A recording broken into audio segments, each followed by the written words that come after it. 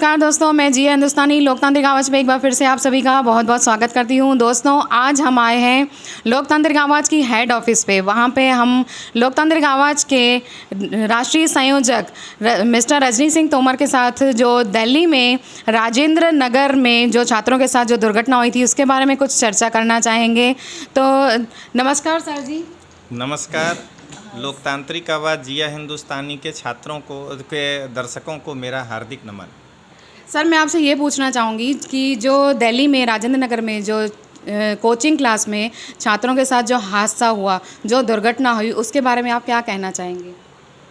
यह घटना बेहद दुर्भाग्यपूर्ण है, लेकिन मैं इसके साथ यह भी कहना चाहूँगा कि इस घटना के बाद जो छात्रों के हित का बेसिक मुद्दा है वह बहुत दूर हो गया और हर पार्टी अपनी राजनीति को चमकाने के लिए अपने तरह से बात करना शुरू कर दिए। बड़े बड़े कोचिंग संस्थान, मैं भी कोचिंग क्लास चलाता हूं, लेकिन अब मैं उन्हें माफिया कह रहा हूं।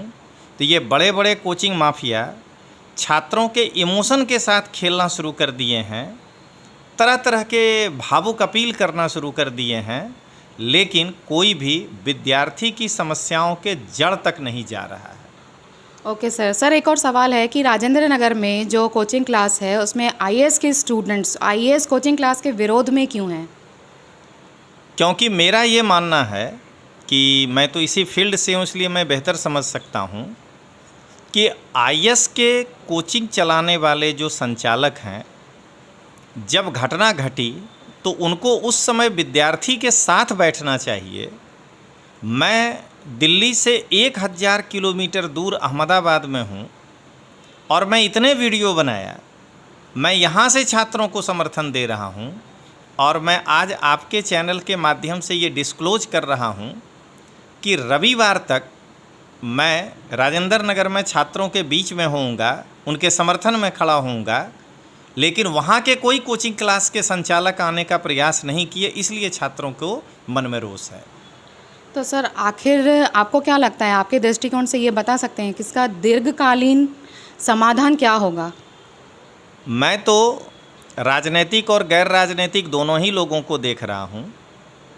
ना तो आतिशी जी को दीर्घकालिक समाधान के प्रति अभिरुचि है और ना ही कोचिंग के जो संचालक हैं, बड़े बड़े कोचिंग, मैं आज ही ये बात कह रहा हूँ ऑन रिकॉर्ड और देखिएगा आगे यही होगा, बड़े बड़े कोचिंग संचालक कोचिंग को वहाँ से हटा करके सरकार के साथ दबाव बना करके ऐसे मनमाफिक जगह ले जाना चाह रहे हैं जहाँ फिर छात्रों का शोषण होगा। मैं यहाँ एक लाइन और बताना चाहता हूँ कि विकास दिव्यकीर्ति ने एक सॉल्यूशन दिया कि कोचिंग को रोहिणी भेज दिया जाए।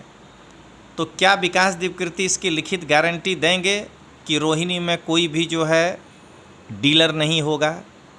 रोहिणी का मकान मालिक इसी परिस्थिति में लड़कों को भाड़ा नहीं देगा और इनके साथ साथ जो रोहिणी में दुकान वाले पहुंचेंगे वो 100 रुपया में मैगी बेचना बंद नहीं कर देंगे? क्या इसका वो गारंटी देंगे? मेरे विचार से इसका परमानेंट सॉल्यूशन है CIRB, coaching institute regulation bill, जो मेरे पास है पूरा बना हुआ, और मैं छात्रों से मिलने जा रहा हूं, उनको कन्विंस करूंगा और उनका साथ लेकर के मैं सरकार पे दबाव डालूंगा कि CIRB आना चाहिए। सर, राजेंद्र नगर में हुए हादसे के सामने जो छात्रों की मौत हुई या उस दुर्घटना के सामने जो कोचिंग क्लास के सारे बच्चे धरना पे बैठे हैं या आंदोलन कर रहे हैं, क्या आप उस आंदोलन का समर्थन करते हैं?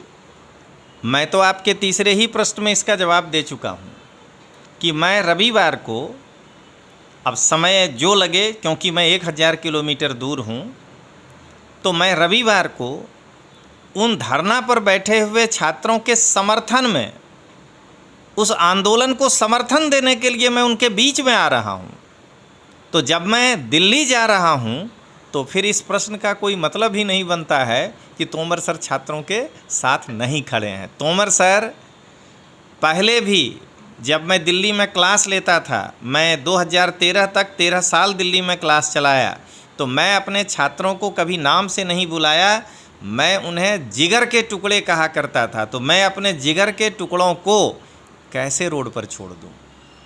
Thank you so much sir, आपने ये जो चर्चा की उसके लिए समय दिया, थैंक यू सो मच। दोस्तों हम मिलते हैं अगले एक और वीडियो में और तोमर सर के साथ एक दूसरी चर्चा के साथ। तब तक के लिए जी हिंदुस्तानी इजाज़त चाहेगी। जय हिंद, जय भारत।